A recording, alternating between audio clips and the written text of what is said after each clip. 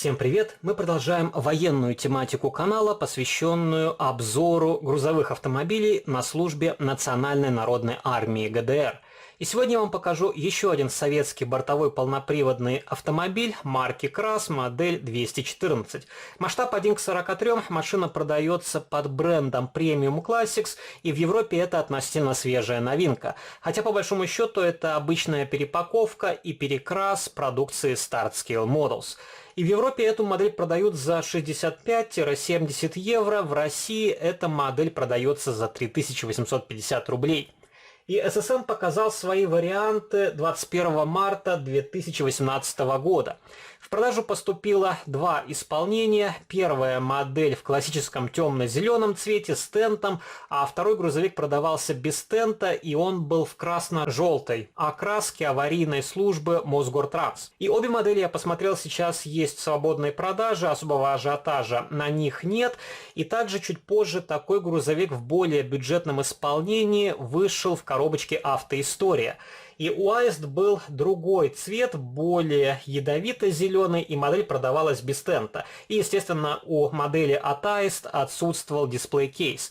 И также чуть позже эта модель переиздавалась в еще упрощенном виде в журнальной серии «Легендарные грузовики СССР» от Madimio Collections. И та модель выходила под номером 13.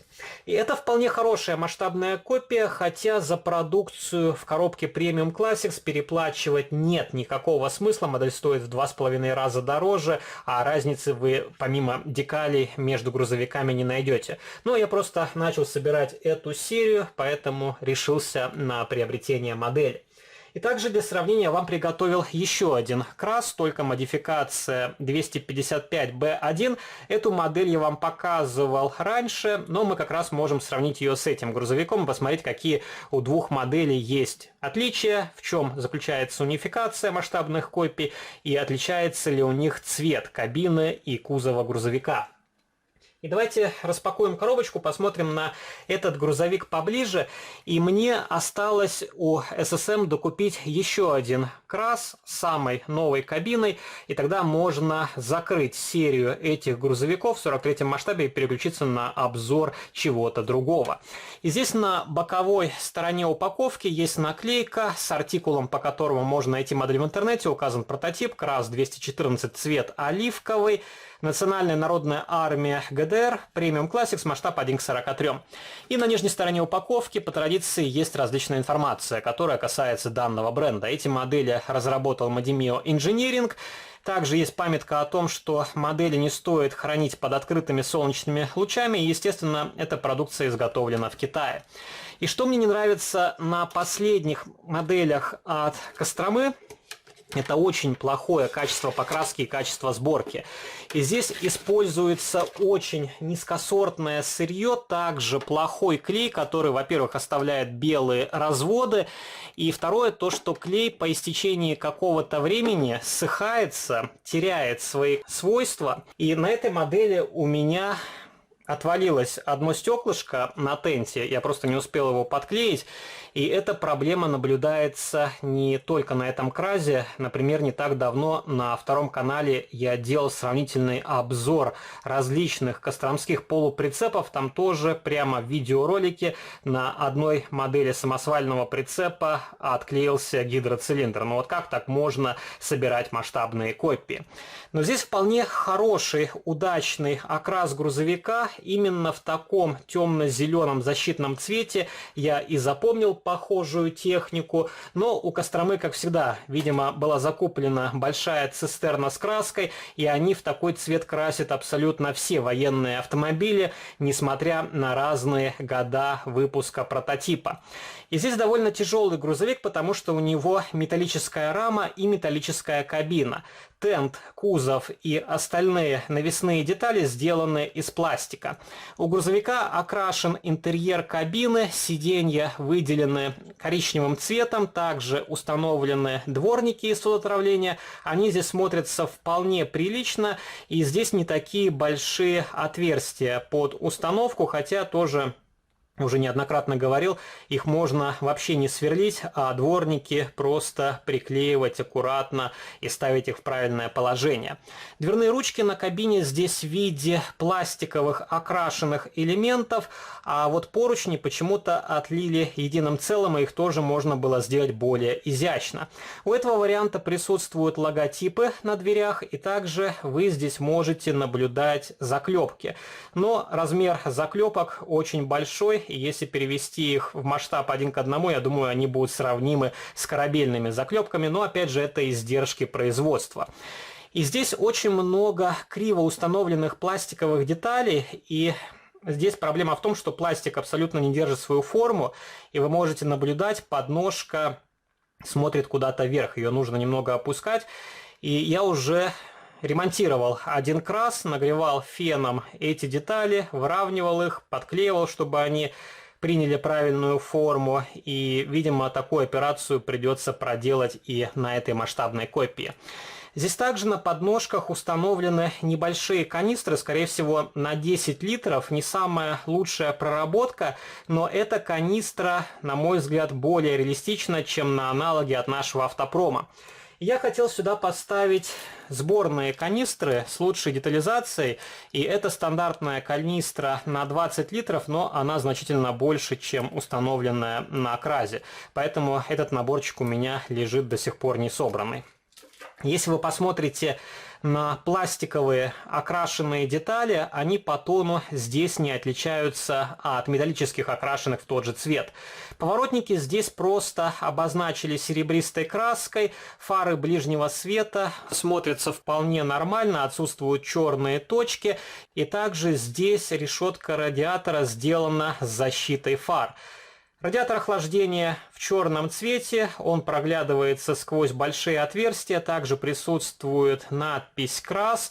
Она сделана довольно хорошо, но почему-то на этом варианте ее не выделили серебристой краской. Также на капоте присутствует маленький маскот, но он залит краской и плохо проглядывается. И такое ощущение, как будто это просто какой-то бугорок, но никак не флажок. Если вы посмотрите, спереди также присутствует сцепное устройство, вполне хорошие покрышки. На покрышках есть боковая маркировка, и такую резину вы можете также приобрести отдельно в наборе АВД дополнения и, например, такие покрышки поставить на аналог от нашего автопрома. Но тогда придется дорабатывать колеса от НАПа, потому что у них меньше посадочный диаметр, чем у покрышки от АВД. Колесные диски здесь окрашены черным глянцевым лаком, также присутствует топливный бак. И трудно сказать, почему сделали шов на самом видном месте. Например, эту деталь можно было или полностью отлить единым целым, или сделать как-то по-другому. Места склейки, чтобы они не так сильно бросались в глаза. И как и у предыдущей модели, у этого грузовика вроде бы съемный тент, но он намертво вклеен в кузов масштабной копии, и демонтировать его без повреждения лакокрасочного покрытия будет невозможно. Еще один момент, который мне не понравился, это кожух запасного колеса. Здесь он тоже составной, склеен не очень аккуратно, есть щели, и, конечно, эту деталь нужно как-то подгонять, заново красить, поэтому оставлю ее в таком первозданном виде. Сзади установили прозрачные круглые фонари, также присутствует сцепное устройство и еще один топливный бак с водительской стороны, и здесь горловина приклеена тоже не очень аккуратно. И давайте я откручу эту модель от подставки, покажу, как у нее сделана нижняя часть, и тогда мы уже сравним ее с вариантом КРАС 255B1. Ну, повторюсь, это вполне хорошие модели, и, конечно, если у вас руки растут из правильного места, есть достаточно времени, терпения, вам проще приобрести машину из набора AVD Models и собрать ее так, как вы хотите, аккуратно, и модель будет радовать глаз. У меня, к сожалению, времени свободного нету, и нужно, конечно, уметь хорошо красить. Я не профессиональный маляр, поэтому тоже у меня с покраской проблемы, и поэтому большинство моих наборов АВД остаются в несобранном виде, и просто их храню, скажем так, для того, чтобы показывать вам и моим друзьям, как модели выглядят в разобранном виде. Ну, вот так выглядит ходовая часть. Здесь окрашена плашка двигателя, коробка передач, выхлопная труба. На бензобаке написано, что эта модель изготовлена в Китае. Колесики свободно вращаются, и даже на этой модели они не ходят восьмерками, что удивительно. Отлично проработан передний мост. Также здесь установлены карданные валы. И давайте я вам покажу, как выглядит нижняя часть на модификации 255B1. Ну, вот так она выглядит. И здесь вы можете видеть, тоже почти все узлы унифицированы у двух масштабных копий. Отличаются по большому счету только глушители и колесные диски и покрышки. Кузова у этих машин абсолютно идентичны. И, кстати, когда я перевернул модель, у нее вывалился дворник из фототравления. Хорошо, я это заметил, а то опять после видеообзора не досчитался бы одной детали. Но вот такое качество сборки. Ребят, здесь ничего не поделаешь. Сколько я не ругаюсь, но каких-либо подвижек я не наблюдаю. И пишите ваши комментарии, понравился ли вам данный грузовик, что вы думаете о кразах от Автоистории и Start Skill Models.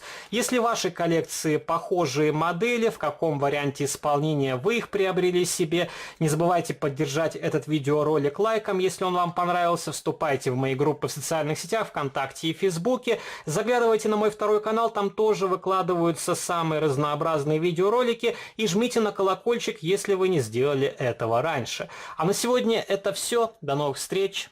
Пока.